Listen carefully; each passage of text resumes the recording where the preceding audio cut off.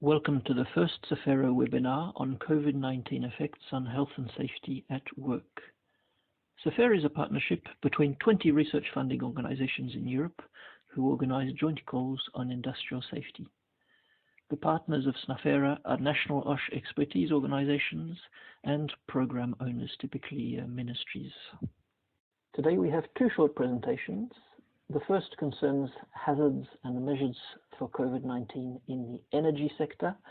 It will be presented by Olga Aneziris from Demokritos in Greece. And the second presentation will concern a novel procedure for the remote verification and certification of repaired or modified pressure equipment. The presenter will be Paolo Bragato from INAIL in Italy. Each presentation will be around 10 minutes. And there will be a little time for questions. Without further ado, over to Olga for the first presentation. Good afternoon, everybody. I'm Olga Aneziris from the National Research Center Demokritos. Probably we know each other. Just a few words. I've been working the last year, almost all my career, in quantified risk assessment for major hazards and for occupational safety. And when the mail came from Eric on this webinar, the idea that came to my mind was what's going on in these difficult days with the coronavirus and the major hazard industry. So that's how it all began.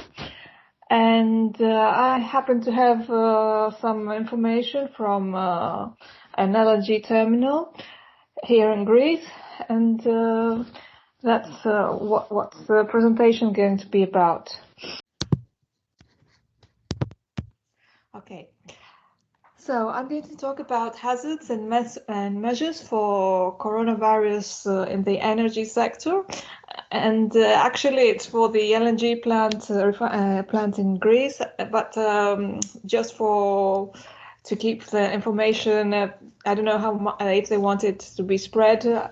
I use the word energy sector and not saying explicitly that it's an LNG plant.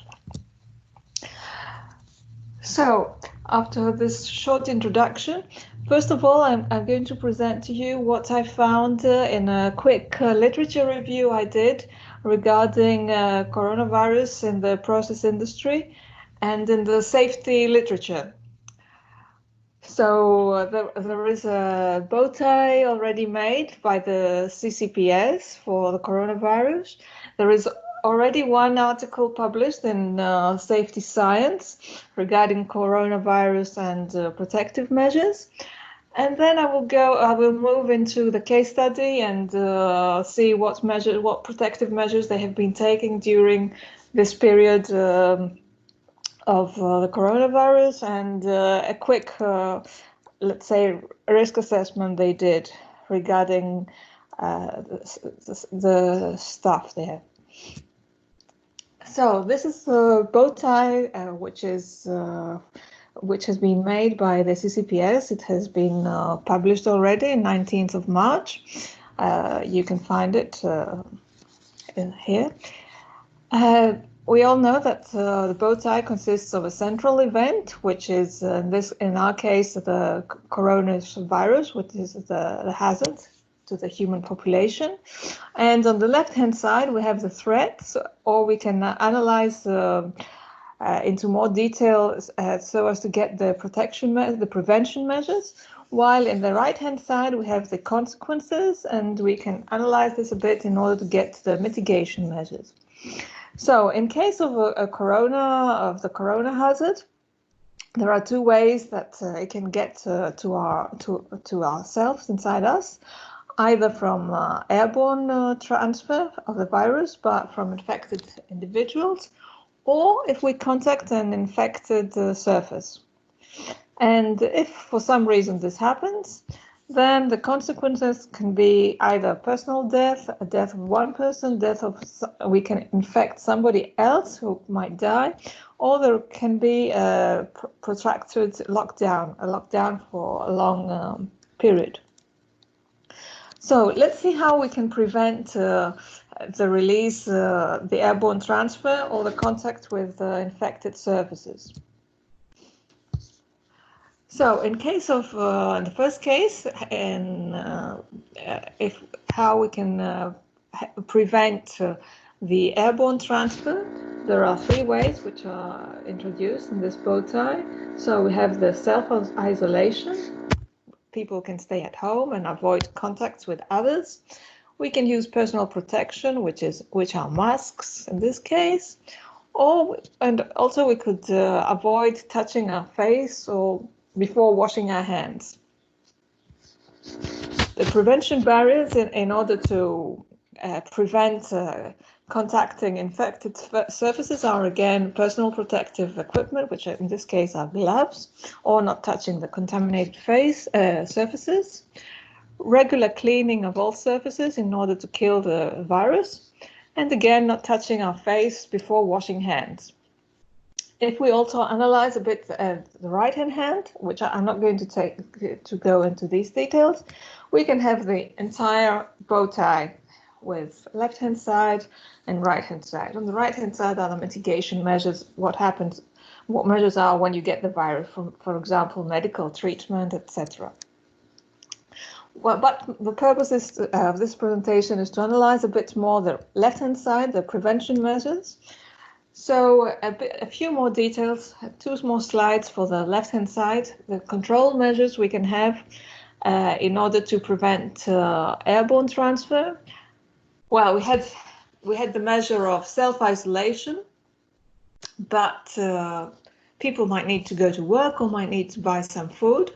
So in this case, we need to avoid crowded public transport, we need to use remote working and teleconference, or we need to use deliveries and click and collect neighbors for groceries, etc. Also, it's not very easy to stay at home. We know that we've been staying for 2 months almost.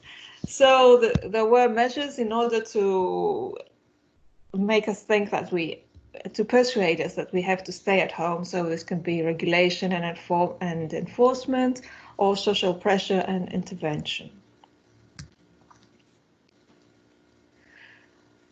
Control measures in case of to avoid airborne transfer of viruses from infected individual is well, the primary barrier was to prevent not touching our face before washing. So how can we help this? We can have ways to remember this, either by public messages or by others. We can use PPEs to prevent from touching our face, and also in order not to there is also advice of how frequently to wash your hands and how to wash your hands correctly. So the next source of information is the paper published in Safety Science. This was published on the 10th of April, so it's just a few days ago, about the initial impact of global risk mitigation measures taken during the combating of coronavirus pandemic. And the protective measures, it names some clusters of protection measures are the following. First of all, we have mobility restrictions, which means closing or limiting public transportation, air traffic restrictions, limiting use of private cars, bicycles, and outdoor activities such as running or walking, particularly in groups or more than 2 people. We also have socioeconomic restrictions, for example, closing schools, etc., but also promotion or obligation of telework. Then we have all the measures about physical distance, that we are supposed to be 2 meters from each other. So we have restrictions of how many people should be in a certain area. Hygiene measures about cleaning our hands and wearing masks and all these things. Then communication, all these advertisements we had in the television and the radio, emails can be sent, posters, what we should do in different cases of to protect ourselves or if we catch the disease. And finally, there is the international support mechanism.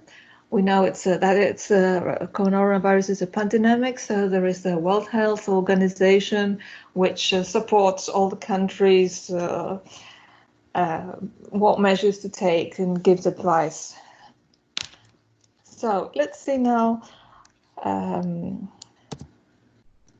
what measures have been taken in our case study, which is LNG terminal, and it's a Seveso plant, let's say at the third tier stage. First of all, there was a staff reduction and control. So most of the workers of the staff was obliged to work from home and telework. And we will see that in the next slide in more detail. We had mobility restrictions. So from when it started, public transport was not allowed. Also, company buses were cancelled. And only people who went there were only allowed to take private cars or company, let's say, cars. And also all business trips were cancelled. There were physical distancing measures. For example, how many people could be in the same room during if there were any workshops. And slowly, all the workshops were cancelled and replaced by telework, by Skype and internet workshops. There were new hygiene measures, not only the general measures which applied, but also they had increased cleaning. So the frequency was now twice per day instead of once per day. And disinfection measures, which took place 3 times per week. Also, the plant belongs to a European group of gas companies, so there was an internal support mechanism, internal communication, and lessons learned from other installations. In addition, there were several communication measures within the company, so there were emails sent to people, to the staff with videos, posters, and installation. There was a direct telephone line, both for medical issues and for psychological problems. And there was an application in their telephone, an app, We Care Daily, where all the workers have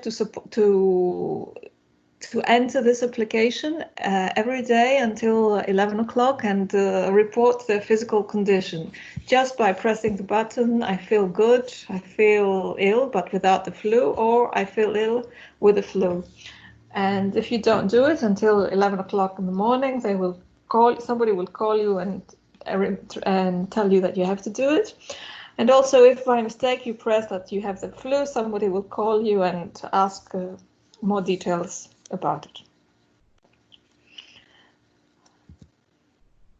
So regarding the personnel of the company, the personnel was divided in 6 different categories. So first of all, we have people who are at high risk or vulnerable because of their own personal health. The personnel which is non-critical, personnel critical, personnel which is on call. They work every day also, but for some days they are also on call during the other hours, not the 8 hours of the day. They have the shifts, and of course contractors and visitors. So in the next slide, we will see how the working conditions were changed during the evolution of the coronavirus case. So during the normal phase and before the coronavirus arrived, everybody was working 8 hours a day. and the shifts were working 8 hours a day, and they had 5 shifts. Now, during the first phase, when the coronavirus, let's say, arrived, the high-risk personnel, the most vulnerable, who had health problems, were sent home, were obliged to work from home, so they worked telework. The rest worked as they did before, during normal operation. In the second phase, more groups of people were obliged to send home, so it was not only the high-risk personnel, but it was also the non-critical.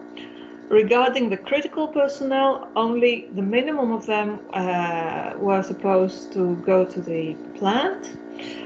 And also there was a big change regarding the shifts.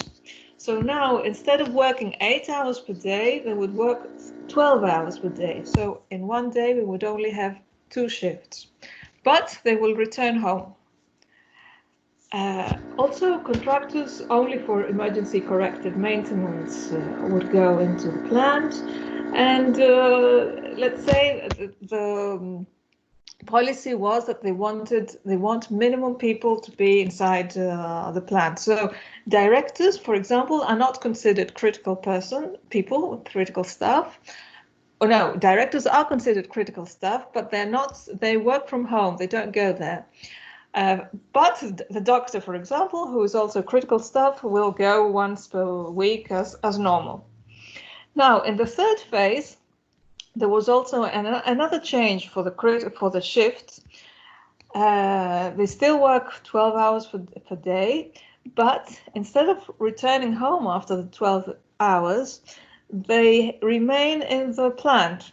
This means that they have made a kind of bedrooms, a kind of rooming system, where they sleep there. So 12 hours they work and 12 hours they sleep there. And the idea behind this is that this personnel is very important for them, so they don't want it to be infected for any reason. Also, I forgot to tell you that one measure in the previous phase was to measure the temperature of all people entering the plant, and in case it was above 37.2, they were not allowed to go in. While in the third phase, they also have molecular tests for the coronavirus one day before they enter the plant. We also did a short, let's say, a simple risk assessment for the shift operators.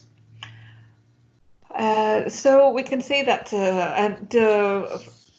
found which hazards they had. So we have the hazards they considered were the stress at work and stress after work, vehicle crash, fatigue, and abnormal sleep. And they did a short evaluation what happens with these factors, with these hazards, in the 3 phases. In the normal phase before the corona, in the phase where the shift operators changed from 8 hours to 12 hours, but they returned home, and in the phase where they had to stay isolated in the plant. And we can see that in the second phase, all the risks are higher than the first one, while in the third phase we have they considered that stress has increased, but because of there is no transport, the vehicle crash factor has decreased, while fatigue and abnormal sleep were less than in phase 2, but higher than in the normal phase. So this was these were the results of, let's say, a very quick review of the situation of coronavirus in the process industries. A few words about what I found in the literature regarding prevention measures. and what's going on in an industry. Well, the idea is if we could do a better research in what's going on in more other Seveso factories. Thank you. Okay, thanks very much, Olga. That was very interesting. We'll take maybe 5 or 10 minutes questions now. So questions you can ask either in the text box, or since we're not too numerous, you can actually ask them directly via audio. I'll start with the first question.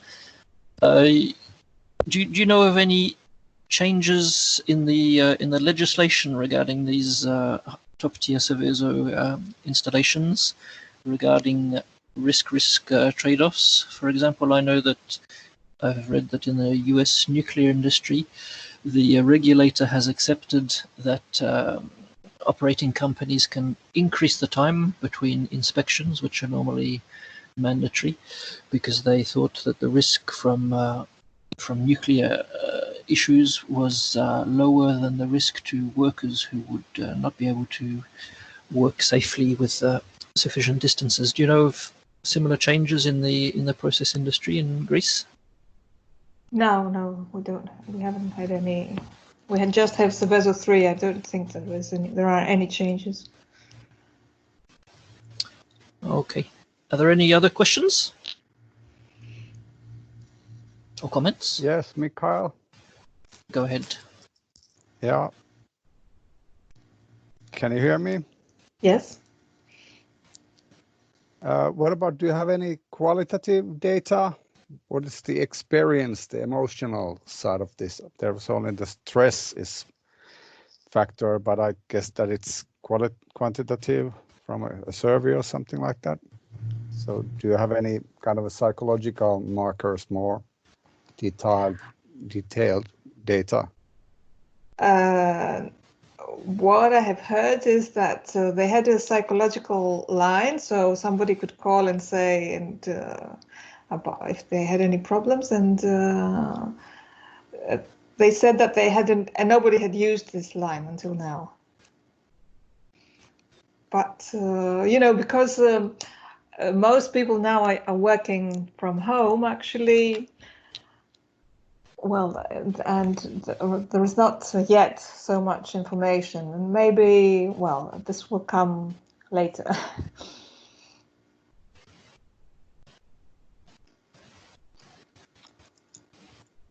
Any further questions?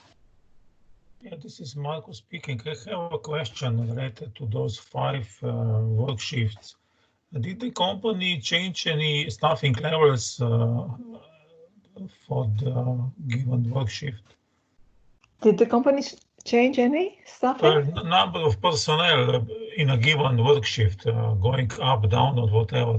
No, the number per shift is the same. Thank you. The hours they work changes and the working conditions.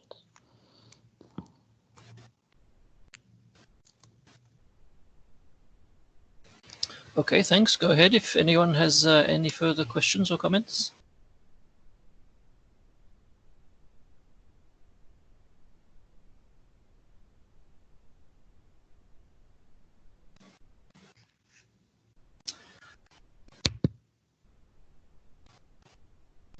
The slides, yeah, this is being recorded, so both the video and the slides, both Olga and Paolo are able to share their slides. They will be available on the website shortly after this meeting.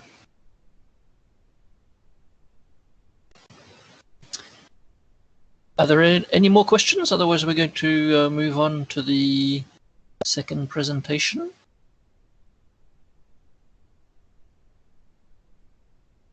Okay, thanks very much, Olga. That was very interesting. We're going to move on to the second presentation, which concerns a novel procedure for remote verification and certification of repaired or modified pressure equipment.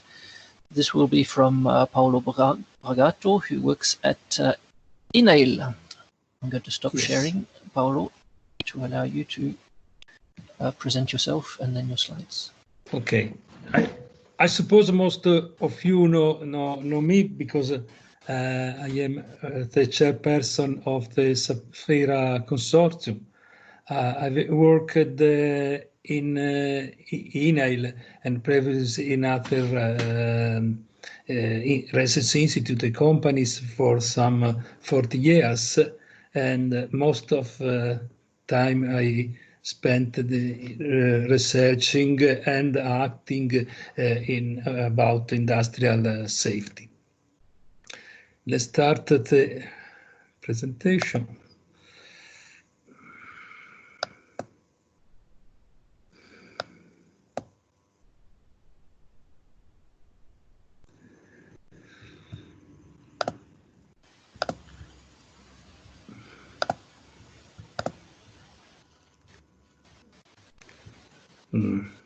Sorry.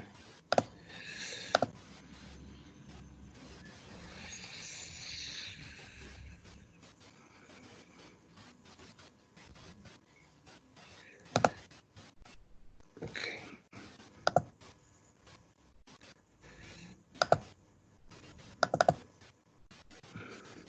Okay, so okay.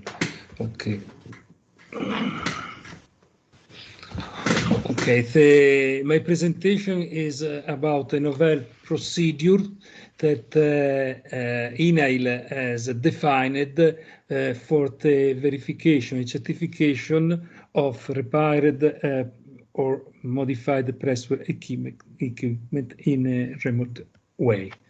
A few words about INAIL. INAIL is the Italian National Institute for the Insurance Against Injuries at Work. But there are many other duties of the Institute that are defined within the Italian legislation for the prevention of occupational disease and accident at work. The duties include also mandatory inspections, aiming to assure the safety of a few type of equipment, including pressure equipment, steam generators, and lifting machines. These procedures as focused on pressure equipment. These procedures for remote inspection is allowed just for INAIL technical personnel, and it is very important to stress that this type of inspection has a legal value. So it's not just temporary or something. Is legal inspection according to Italian legislation. What is the application field of this procedure? This procedure is for the industry that cannot stop: energy, healthcare, pharmaceutical, power, and also food, of course. In this type of industry, there are anyway people working, equipment, and is necessary sometimes to make reparation, to make a modification, to commissioning something new, to continue to work. But these activities must be done in a secure way. The procedures aims to provide the sector with alternative but equivalent tool to carry inspections with the inspector staying at home and the operator staying at the plant, at the establishment. The procedures provides indication about instrument use, preparatory operation and test, verification, verbalization of the verification, recording and archive of the produced documents. What are the items essential for these procedures. This important item is the human item is the one operator specialized in the matter, for instance, a non-destructive testing operator, or a welding coordinator, or a quality officer, something like that, to make the operation directly on the equipment. It is required that the operator number one also a bit of experience, familiarity with ITC devices. A second operator is essential to help to make other job that I will describe. But is less, probably the second operator is less expert than the first one. It's essential to have an audio and video streaming connection between operator one and operator and inspector at home.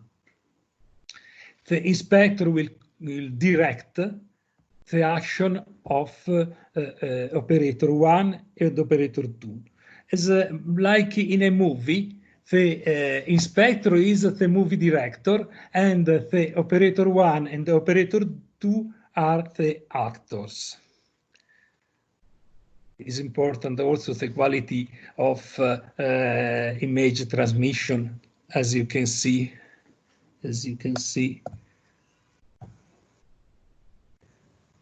Here. Okay.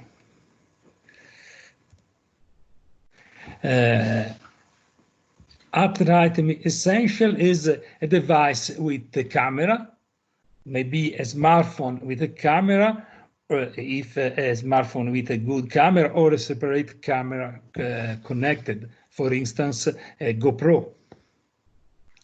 And it's important to have a communication software, but these procedures may be used with the most popular platforms. For instance, in this case, on the here you can see the WhatsApp. The two images are made with WhatsApp. WhatsApp is very popular. Everybody know WhatsApp, so it's much easier also to work. It's important to have a good data transmission, and it's important to make tests before to start. Maybe good 4G, 5G, hotspot, Wi-Fi, something like that, not less. Maybe important to have an additional lamp to illuminate, if required, a few dark side of the equipment. And maybe important also to have a secondary video camera or smartphone with the camera for the operator too. Next slide. Okay. This is the flow chart of the procedure. First question: is the intervention, is the verification urgent? Yes, no. If no, nothing.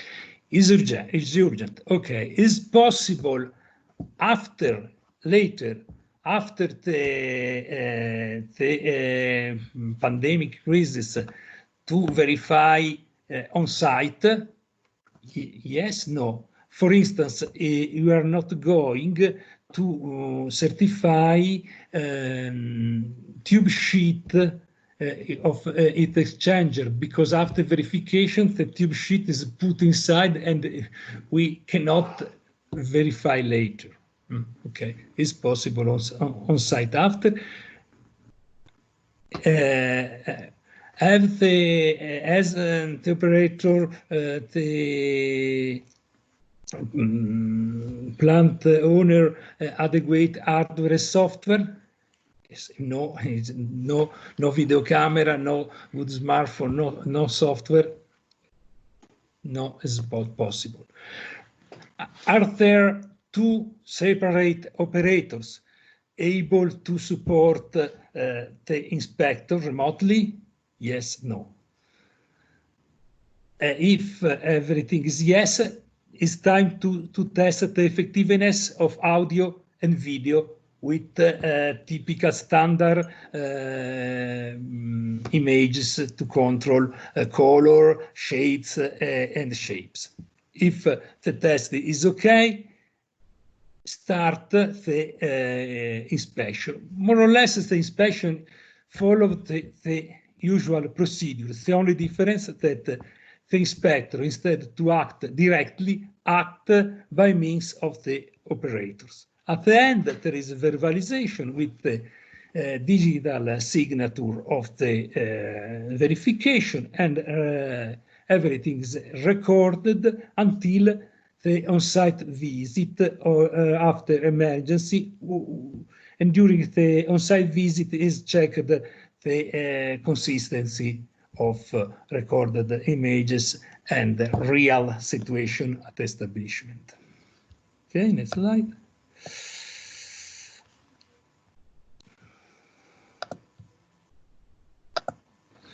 Okay, this is a short clip that I show for you.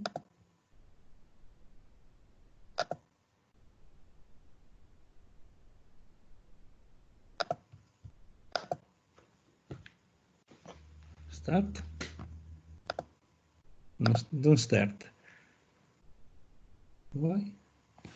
Sorry, the movie is not starting. I think we tested yesterday, and you have to quit Yes, yes. PowerPoint, right, for the movie to start?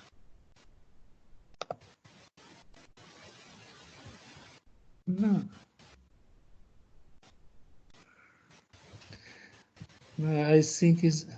Can you go out of PowerPoint?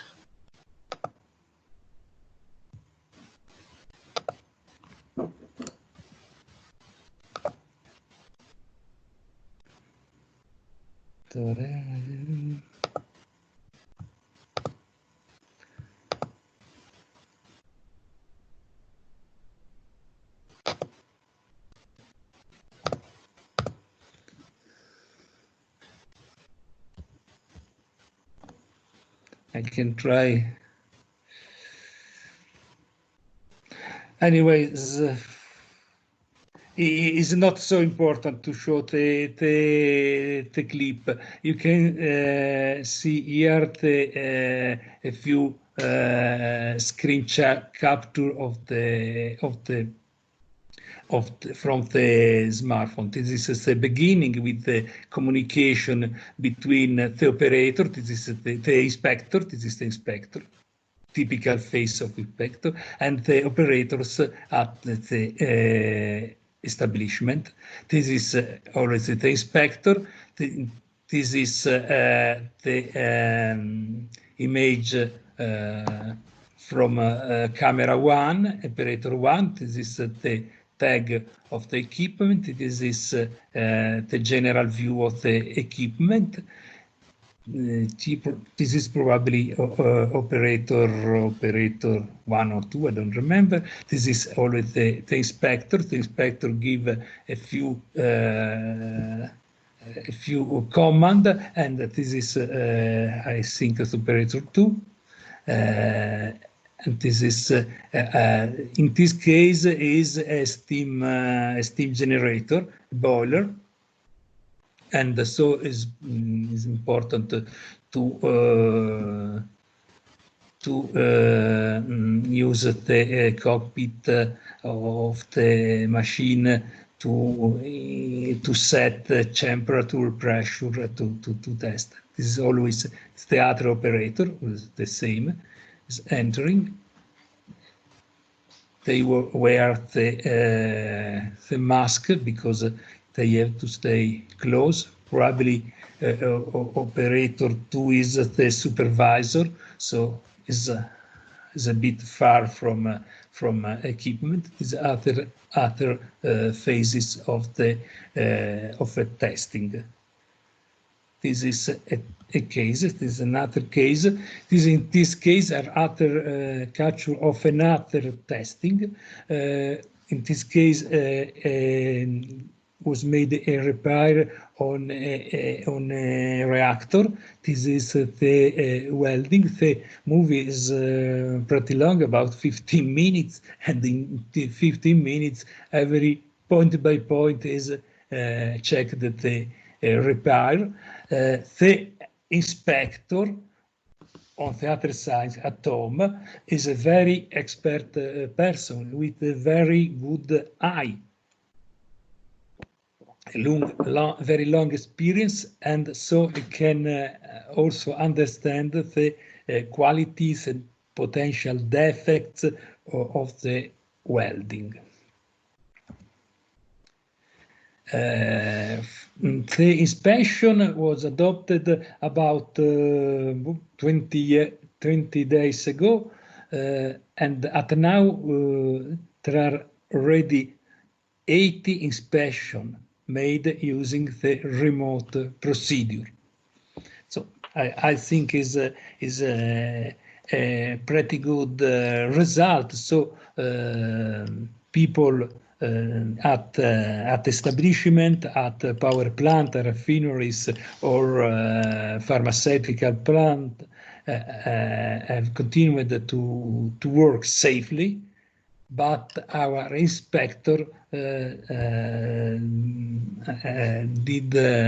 did not meet additional risks, stay at home. Next slide.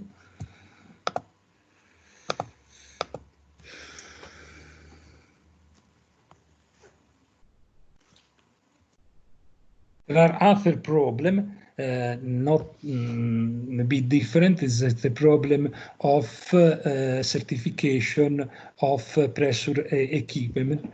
INAIL is a notified body, as many other there are many other notified body in Italy. INAIL is the notified body number 100, and the notified body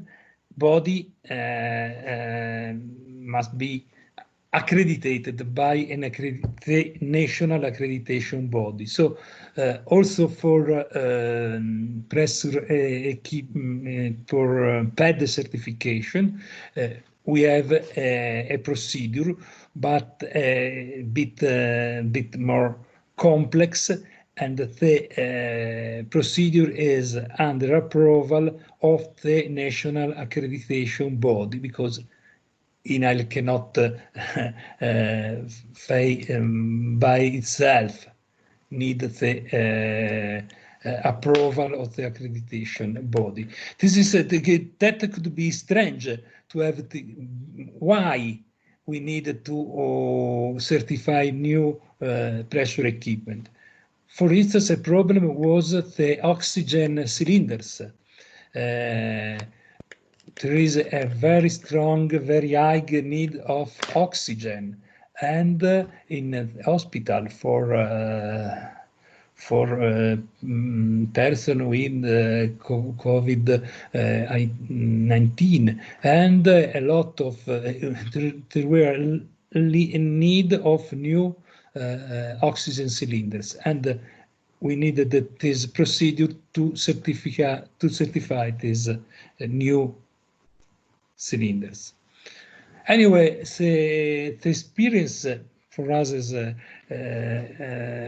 is important, is interesting, not only for to survive this difficult crisis, but inspired us also ideas for the future, because the procedure demonstrated that it is possible to have a good verification, also in remote way.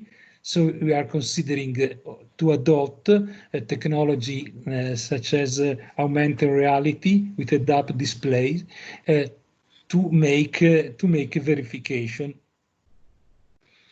We have also already considering a type of technology, the space one that integrate also. In this way, the inspectors stay at home and the operator make that could be interesting for remote areas, for harsh environment, for confined spaces. In this way, it's possible to do anyway a good job reducing the risk, occupational risk for operator. That's all. I think that could be interesting for you. Thank you.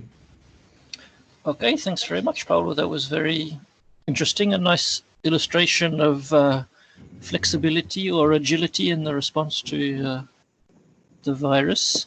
We can move to questions now. I have a first question. I didn't quite understand the legislative or regulatory context of the inspections you are talking about in the first stage. You said you are a notified body for the EU pressure equipment verifications, but what is the context of the new types of inspections? Is a national. The second, the last issue is the pressure equipment directive is an European directive, and INAIL is a notified body for PED, pressure equipment directive. So it's normal. The first procedure, the procedure for inspection, is related to Italian legislation. There is a legislation, I think not similar to other countries. I think in Germany there is something like that. Probably in France, no. It's a bit different. So anyway, for a few types of equipment, INAIL is in charge of all the to assure the safety along the life cycle. In a few cases, in most cases, the activity is done by is contracted to regional bodies, also to a few private bodies, for such as TUFAU or the Nosc Veritas or Bureau Veritas. But for a few type of modification, these activities cannot be assigned to other bodies and must be done by us. Okay, I understand. It's a national legislation. In other countries, maybe the same things are done by some private body, but usually this type of controls are mandatory.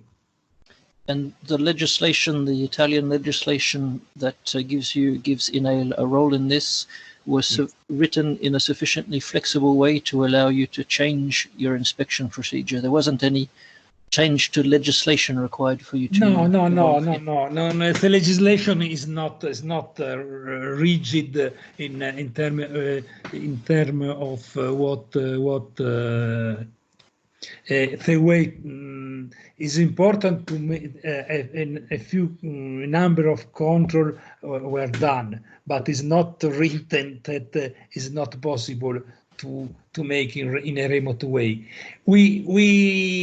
I think when the law was written, and nobody supposed to make a remote inspection, so there is no written remote inspection are not allowed, or the inspector must be present. So we demonstrate we have respected the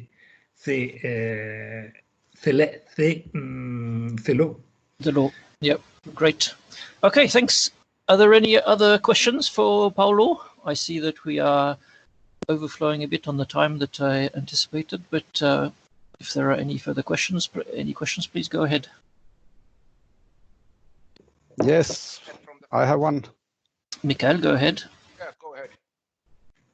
So, did you have any? How much technical problems you had during with these 80 inspections? Is there a number of that? At least in Finland, I think in industrial sites the connections are not so good. So, did you have any way to go through the technical issues before the inspection? Yes, but this is this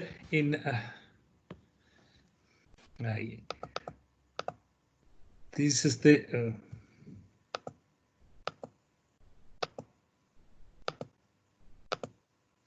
this is at this point this is the test.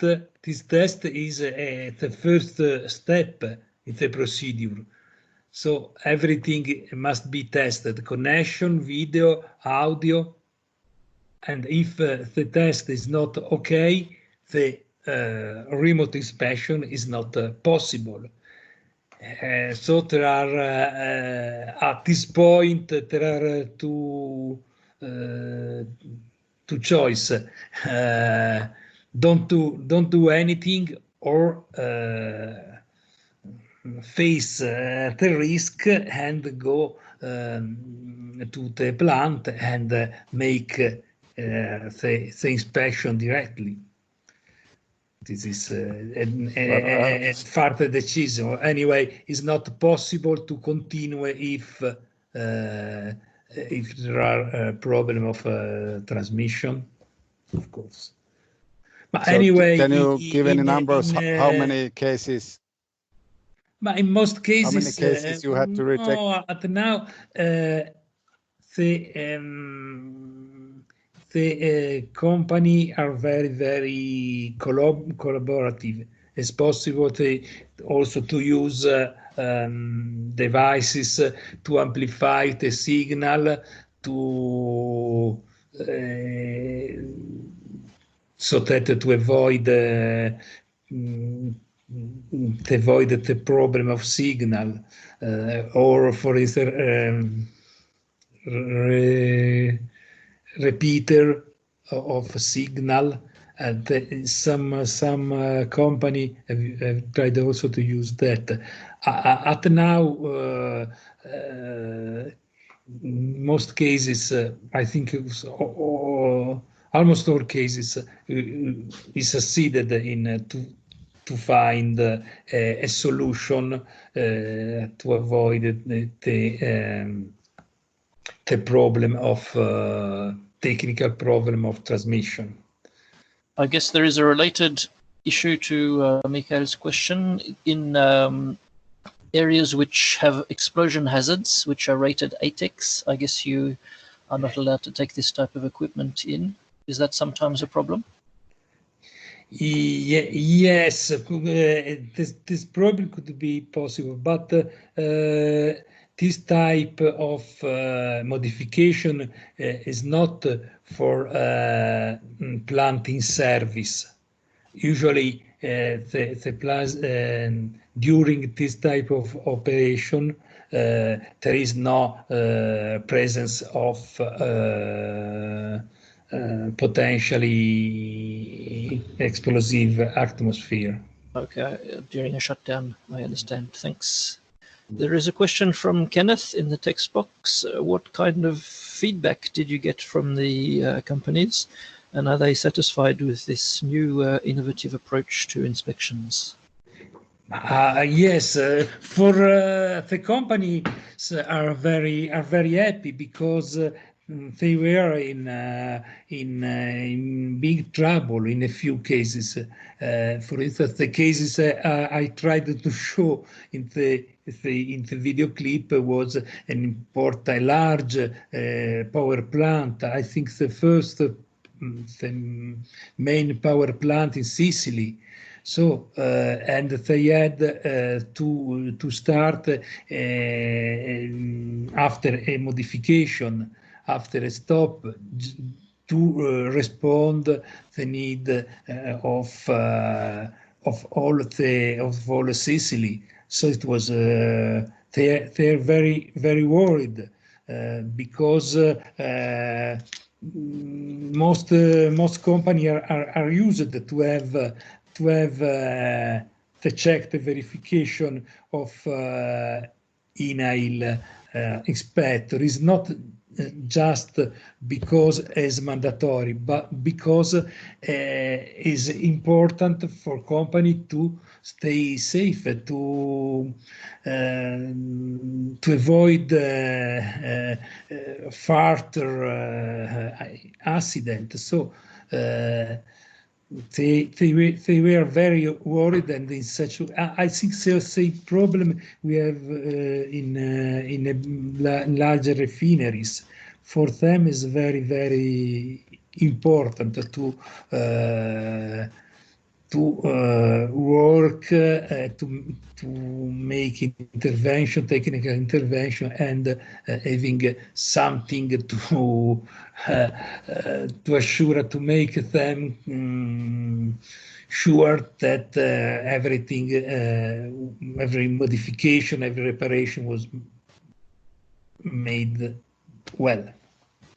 Yeah, every day of shutdown is expensive for them, and of course they want to avoid accidents. There is another question from Mikael Saarinen. Is this more cost-effective for the companies than the traditional method where an inspector comes on site? For company, they pay the same. But our fees are very popular, are very reasonable, are quite low. The fee, of course, the company has to pay a fee, but is not a major problem for company. The fee is the same, and at the end they spend more or less the same time with the same result. For us, is a bit is better because we don't have the expenses for travels. What is the response been from the? We are at now we are more effective because our inspectors make inspection 8 hours a day. Instead, usually they make inspection 2 hours a day because other hours are spent traveling from a plant to another plant. Yes, of course. What is the feedback from the inspectors so far? Are they happy with the new approach? At the end, yes, because the alternative was stay at home, bored, and stressed.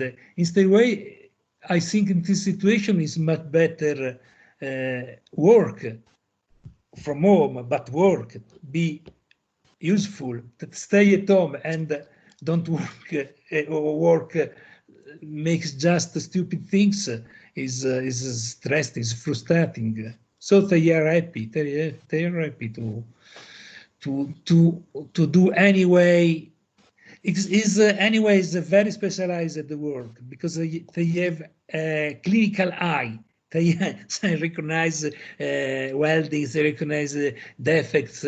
They are very used to do visual inspection. There is also a standard by SEN, European standardization organization body for the visual inspection. They apply the same standard that usually are applied directly. They use anyway the standard. So is a very is a work that provides satisfaction for the inspector. My colleagues, I don't know all, but the people that I know, that I interviewed, they are very happy very happy to.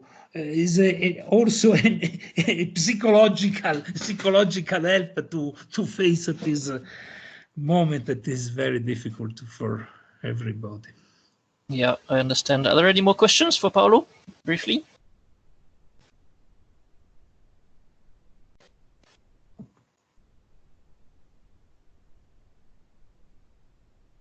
Okay, I don't hear any further questions, so I think we will close up this session. Thank you to both of the presenters. Thank you to the participants for your questions and for participating. So, as I said earlier, the video and the slides will be available on SAFERA's website. You'll receive an email with the information on the location soon. And we hope to organize another webinar in May. We already have one speaker lined up for that event. We haven't decided on the date yet, but we'll keep you informed.